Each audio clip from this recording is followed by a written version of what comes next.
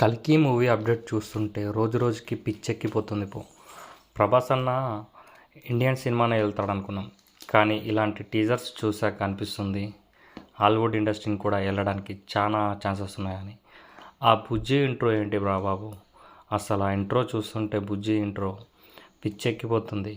ఏం విజువల్స్. నిన్న ప్రభాస్ అన్న చేసిన కార్ డ్రైవ్ చూస్తే మైండ్ బ్లోయింగ్. ఇందులో ఉన్న యాక్షన్ సీక్వెన్స్, ప్రభాస్ అన్న చేసే ఆ యాక్షన్స్ కూడా ఒక లెవెల్లో కనబడుతున్నాయి. అంత ఎలివేషన్ అవుతున్నాయి ప్రభాస్ అన్న దాన్ని అలాంటి యాక్షన్స్ చేస్తుంటే. అండ్ ప్రభాస్ అన్నే కాదు, కమల్ హాసన్ గారు, అమితాబ్ బచ్చన్ గారు, దీపికా పడుకునే పెద్ద స్టార్స్ అందరూ చేస్తుంటే ఈ సినిమా మామూలుగా లేదు అసలు. ఈ సినిమా చూస్తుంటే ఇలాంటి సినిమా కదా మనకు కావాల్సింది ప్రభాస్ అన్న దగ్గర.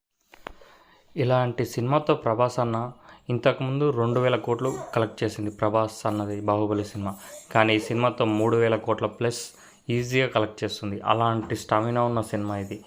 నాకు తెలిసి ప్రభాస్ అన్న స్టాండర్డ్స్ని ఇంకో లెవెల్కి తీసుకెళ్తుంది. ఆల్రెడీ ఇండియన్ ఇండస్ట్రీకి ఒక స్టాండర్డ్స్ సెట్ చేసిన వ్యక్తి ప్రభాస్ అన్న. ఇప్పుడు ఇండియన్ ఇండస్ట్రీని హాలీవుడ్కి ధీటుగా తీసుకెళ్లే అంత సత్తా ఉన్న వ్యక్తి ఇప్పుడు one and only hero Prabhas అన్న. అలాంటి సినిమా ప్రభాస్ అన్న మన కోసం అండ్ ఇండియన్ ఇండస్ట్రీ కోసం తీస్తున్నాడని మనం అనుకోవచ్చు. ఎందుకంటే నాగ్ అశ్విన్ ఎలాంటి సినిమాలు తీస్తాడో మనకు తెలుసు. నాగ్ అశ్విన్ ఎంత డెడికేటెడ్గా మహానటి సినిమా తీసాడో మనందరం అందులో ఉన్న విజువల్స్ చూసి చెప్పచ్చు. సో నాగ్ అశ్విన్ దగ్గర నుంచి తప్పకుండా మంచి అవుట్పుట్ అనేది వస్తుందని నేను నమ్ముతున్నాను.